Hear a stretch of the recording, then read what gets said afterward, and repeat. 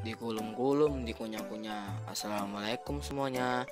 Perkenalkan, nama saya Syafiq Antama Yustian. Saya perwakilan dari kelompok 1, yaitu memperkenalkan Pondok Pesantren Sidogiri. Dalam sejarahnya, Sidogiri dibabat oleh seorang syahid dari Cirebon, Jawa Barat bernama Syahid Sulaiman. Beliau adalah keturunan Rasulullah dari marga Basyaiban. Ayahnya, Syahid Abdurrahman, adalah seorang perantau dari negeri Wali, Tarim, Hadramaut, Yaman. Sedangkan ibunya, Syarifah Godijah, adalah putri Sultan Hasanuddin bin Sunan Gunung Jati. Dengan demikian, dari garis ibu, Syahid Sulaiman merupakan cucu Sunan Gunung Jati. Syahid Sulaiman membabat dan mendirikan pondok pesantren Sidogiri dengan dibantu oleh Kiai Aminullah. Kiai Aminullah adalah santri sekaligus menantu Syahid Sulaiman yang berasal dari Pulau Bawean. Konon, pembabatan Sidogiri dilakukan selama 40 hari. Saat itu, Sidogiri masih berupa hutan belantara yang tak terjamah manusia dan dihuni oleh banyak makhluk halus. Sidogiri dipilih untuk dibabat dan dijadikan pondok pesantren karena diyakini tanahnya baik dan berbarokah. Asal-usul Pondok Pesantren Sidogiri. Pondok Pesantren Sidogiri didirikan oleh Syahid Sulaiman yang merupakan keturunan Rasulullah dari marga Basyaiban asal Cirebon, Jawa Barat. Ia adalah putra dari Syahid Abdurrahman, seorang perantau dari Hadramaut, Yaman. Sedangkan ibunya bernama Syarifah Godijah, putri Sultan Hasanuddin bin Sunan Gunung Jati. Nama Sidogiri berawal ketika Syahid Sulaiman mendapatkan titah dari penguasa Giri untuk membabat tanah di Pasuruan untuk dibangun pesantren. Beberapa ulama mencoba merintis pesantren di tanah itu, namun semuanya gagal karena mereka tidak mampu meredam gangguan makhluk halus penghuni tanah itu. Syahid Sulaiman ternyata mampu mengatasi makhluk halus tersebut. Maka itu, Syahid Sulaiman disebut Kang Sido saking utusan Sunan Giri, utusan penguasa Giri yang sukses, yang belakangan menjadi nama Sidogiri. Tahun berdiri Pondok Pesantren Sidogiri. Terdapat dua versi tentang tahun berdirinya Pondok Pesantren Sidogiri, yaitu tahun 1718 atau 1745. Dalam suatu catatan yang ditulis Pancawarga tahun 1963 disebutkan bahwa Pondok Pesantren Sidogiri didirikan tahun 1718.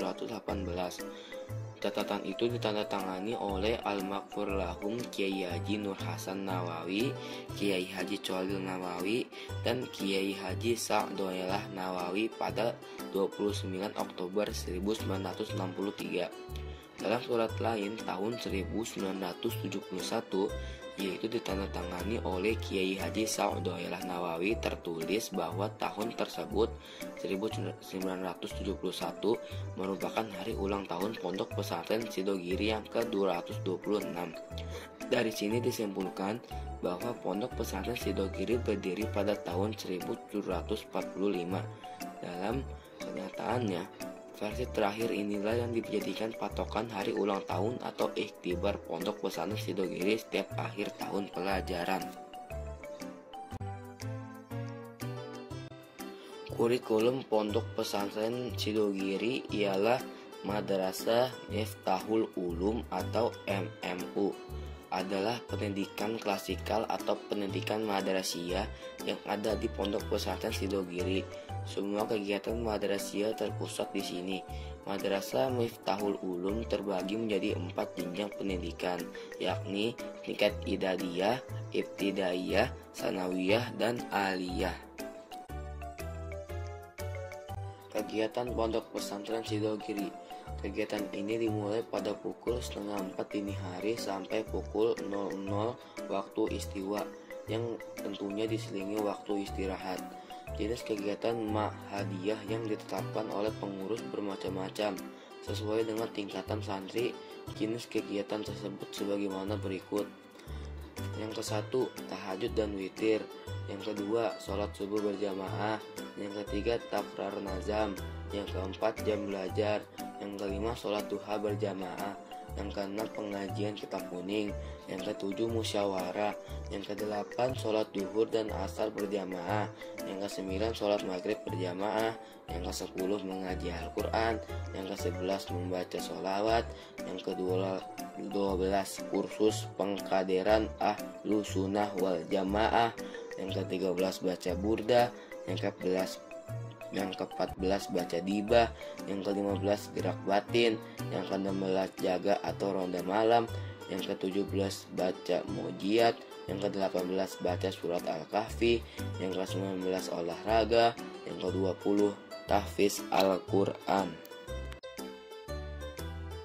Kegiatan ekstrakurikuler yang terdapat pada Pondok Pesantren Sidogiri. Salah satu kegiatan ekstra yang menjadi unggulan di Pondok Pesantren Sidogiri adalah kegiatan An-Najah Center Sidogiri. An-Najah Center Sidogiri atau ACS adalah instansi yang menangani kajian, paham dan amaliyah ahlu sunnah wal jamaah aswaja. Program utama ACS ialah memberi pemahaman dalil-dalil amaliyah aswaja. ACS juga berfungsi sebagai laboratorium kajian akidah kontra ahlu sunnah, mengkaji aliran dan paham menyimpang melalui sumber-sumber primer dan kredibel. Diharapkan keberadaan ACS mampu membentengi akidah santri dan menjawab carut-marut aliran sesat di luar pesantren. Selain di bawah koordinasi Ketua Umum, ACS memang didirikan oleh Mas Di Nawawi Sadoelah sejak tahun 1434 Hijriah, resmi sebagai instansi pada tahun 1436 sampai 1437 Hijriah, serta secara struktural di bawah koordinasi Wakil Ketua Umum. Daftar pimpinan pada Pondok Pesantren Sidogiri. Tentang urutan pengasuh atau pimpinan, terdapat beberapa versi, sebab tidak tercatat pada masa lalu. Dalam catatan yang ditandatangani Kiai Haji Nawawi Abdul Jalil pada 2007, urutan pengasuh atau pimpinan Pondok Pesantren Sidogiri sampai saat ini adalah: yang pertama, Said Sulaiman, wafat pada tahun 1766. Yang kedua, Kiai Haji Aminullah, wafat pada akhir tahun 1700-an atau awal tahun 1800-an. Yang ketiga, Kiai Haji Abu Zarin, wafat pada tahun 1800-an. Yang keempat, Kiai Haji Mahali, wafat pada tahun 1800-an. Yang kelima, Kiai Haji Nur Hasan bin Nur Khotim, wafat pertengahan tahun 1800-an. Yang keenam, Kiai Haji Bahar bin Nur Hasan, wafat awal tahun 1920-an. Yang ketujuh, Kiai Haji Nawawi bin Nur Hasan, wafat pada tahun 1929. Yang kedelapan, Kiai Haji Abdul Azim bin Orib, wafat pada tahun 1959. Yang kesembilan, Kiai Haji Abdul bin Fadil, wafat pada tahun 1947.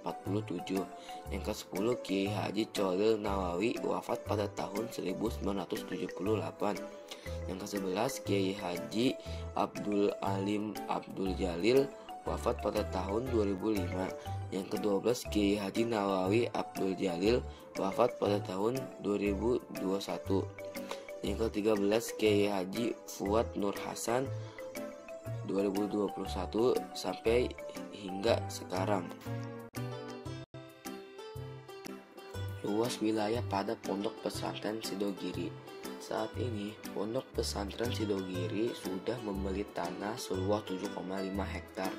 Lahan tersebut berada di dua desa yang berbeda, yakni 4 hektar di Desa Sidogiri, 3,5 hektar berada di selatan sungai yang merupakan bagian dari Desa Jeruk. Semula pengurus memperluas sebanyak 5 hektar.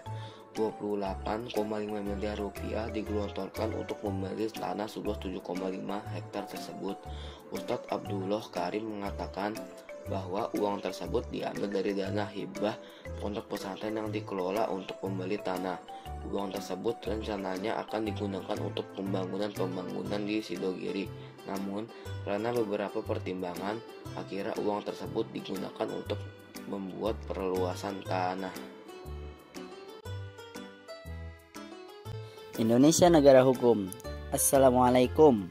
Perkenalkan, nama saya Humam Abdillah. Saya mewakili kelompok 2, yaitu memperkenalkan Pondok Pesantren Tegal Sari. Sejarah Pondok Pesantren Tegal Sari. Dalam sejarahnya, Pondok Tegal Sari pernah mengalami zaman keemasan berkat kealiman, karisma, dan kepiawaian para kiai yang mengasuhnya. Ribuan santri berduyun-duyun menuntut ilmu di pondok ini. Mereka berasal dari hampir seluruh tanah Jawa dan sekitarnya. Karena besarnya jumlah santri, seluruh desa menjadi pondok. Bahkan pondokan para santri juga didirikan di desa-desa sekitar. Misalnya Desa Jabung, Ngalau, Desa Bantengan, dan lain-lain. Alkisah, pada masa kepemimpinan Kiai Khalifah, terdapat seorang santri yang sangat menonjol dalam berbagai bidang. Namanya Sulaiman Jamaluddin, Pangeran Penghulu Jamaluddin dan cucu Pangeran Hadiraja Sultan Kesupuhan Cirebon. Ia sangat dekat dengan kiainya dan kiai pun sayang kepadanya. Maka setelah santri Sulaiman Jamaluddin dirasa telah memperoleh ilmu yang cukup, ia diambil menantu oleh kiai dan jadilah ia kiai muda yang sering dipercaya menggantikan kiai untuk memimpin pesantren saat beliau berhalangan. Bahkan sang kiai akhirnya memberikan kepercayaan kepada santri dan menantunya ini untuk mendirikan pesantren sendiri di Desa Gontor.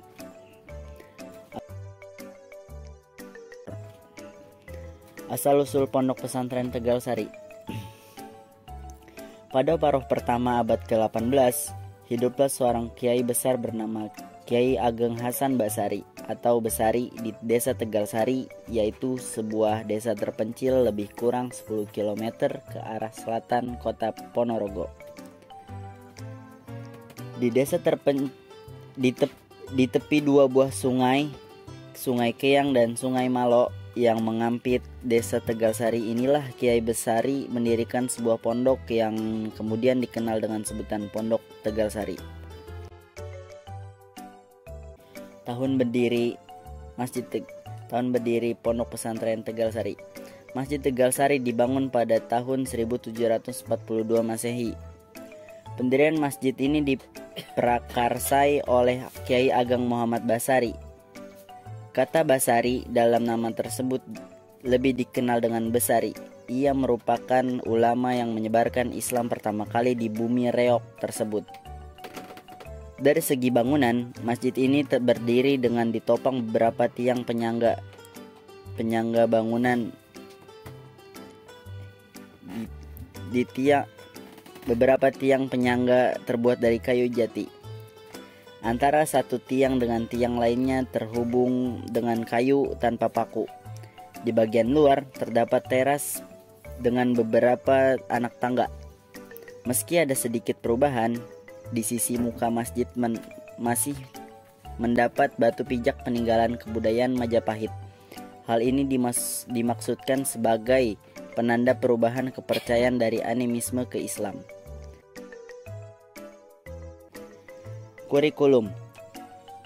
Kurikulum yang diterapkan keduanya mampu melahirkan bangunan-bangunan pemikiran bersejarah dalam bidang Islam dan nasionalisme bagi bangsa Indonesia. Melalui kearifan, keikhlasan, serta keteguhan oleh prinsip Islam tersebut, dua kiai kakak beradik tersebut berhasil membawa Tegal Sari masyhur kala itu dan menjadi pusat spiritualis masa yang banyak. Bahkan bisa dibayangkan saat itu abad 17 pesantren Tegal Sari dihuni ribuan santri. Pesantren Tegal Sari dulunya lebih mengedepankan ilmu-ilmu tasawuf. Kiai Muhammad Besari dan Kiai Nur Sodik mampu mengartikulasikan antara tasawuf dengan serat kala tidak dan serat itu yang biasanya dijadikan sebagai ajaran hidup untuk mengenali zaman. Kegiatan Pondok Pesantren Tegal Sari. Sejak berdirinya Pondok Tegal Sari sudah menerapkan sistem belajar sepanjang hari dengan pengajaran kitab yang beragam. Metode yang digunakan adalah wetenan dan sorogan. Adapun wetonan dan sorogan memiliki definisi yang sama, yaitu metode belajar yang berpusat pada individu, seorang atau beberapa orang santri duduk di depan kiai dan membaca kitab-kitab keagamaan. Bedanya, sorongan dilakukan berdasarkan permintaan dari santri kepada kiai, sementara wetonan dilakukan berdasarkan inisiatif dari kiai. Hal ini berbeda dengan sistem yang sebelumnya yang dilakukan pada waktu-waktu tertentu saja, biasanya usai sholat asar dan maghrib. Selain itu, Pondok Tegal Sari juga menerapkan klasifikasi terhadap para santrinya. Antara lain, santri yang baru dengan santri yang sudah memiliki pengetahuan lanjut. Santri yang masih baru akan diberikan pelajaran membaca dan menulis dalam bahasa Arab. Sedangkan santri yang sudah berpengetahuan lanjut akan diberikan pelajaran membaca dan menjelaskan kitab-kitab kuning bahasa Arab. Proses pembelajaran dilakukan secara wetonan dari pukul 07 pagi hingga 16.00 sore, dan sorongan ketika malam hari, biasanya setelah sholat isya. Pemimpin Pondok Pesantren Tegal Sari. Pimpinan berikut adalah pemimpin pesantren Tegal Sari dari tahun 1742 sampai 1964 Masehi. 1. Kiai Ageng Muhammad Besari. 2. Kiai Ilyas. 3. Kiai Yahya. 4. Kiai Kasan Besari. 5. Kiai Kasan Anom. Luas wilayah Pondok Pesantren Tegal Sari. Masjid Tegal Sari terletak di Dusun Gendol, Desa Tegal Sari, Kecamatan Jetis, Kabupaten Ponorogo. Secara geografis, batas utara berbatasan dengan pondok pesantren, sebelah timur berbatasan dengan jalan, sebelah selatan berbatasan dengan sekolah, dan sebelah barat berbatasan dengan makam umum. Secara astronomis, letak situs Masjid Tegal Sari terletak pada titik koordinat pada 07 derajat 55 52 99 lintang selatan dan 111 derajat 28 59 3 bujur timur, dengan ketinggian 133 meter di atas permukaan laut dengan luas lahan 2000 meter persegi. Terdapat satu juru peliharaan yang juga sebagai koordinator juru pelihara wilayah Kabupaten Ponorogo. Orang tersebut ditugaskan oleh BPCB Mojokerto, Jawa Timur untuk menjaga dan merawat situs. Hidup kesepian tanpa kekasih. Cukup sekian dan terima kasih. Wabillahi taufik wal hidayah. Wassalamualaikum warahmatullahi wabarakatuh.